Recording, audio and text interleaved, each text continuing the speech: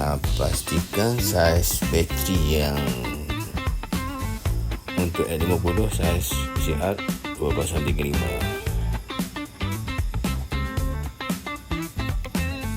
Okey, nice.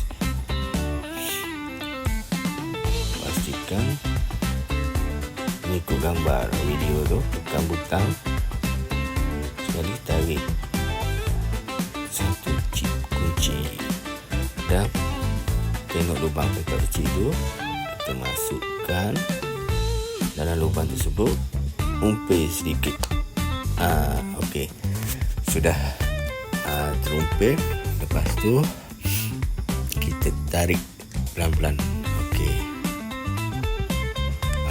pastikan pada bateri tersebut kita tengok keadaan beliau pula bateri tu dengan bateri ni belakang depan. Ingat, lepas tu ambil satu objek tajam, cungkil sedikit naik ke atas.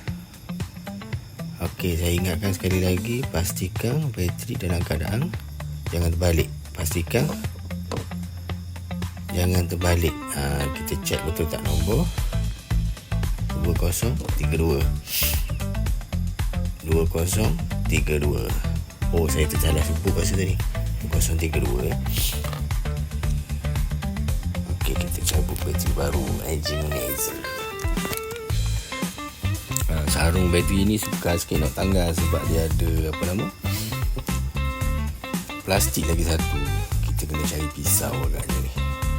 Okey, pastikan kita ambil satu pisau, kita koyak plastik tersebut. Bawa dia, kita tanggalkan perlahan-lahan.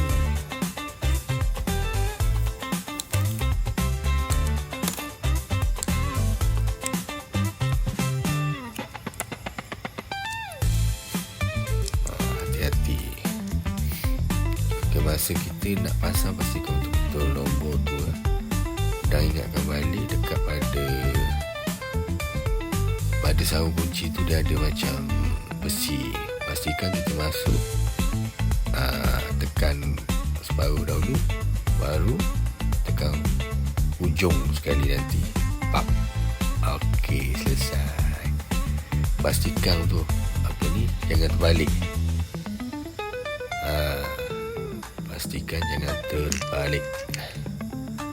Ingat macam awalan video tadi, ni jangan takkan berfungsi.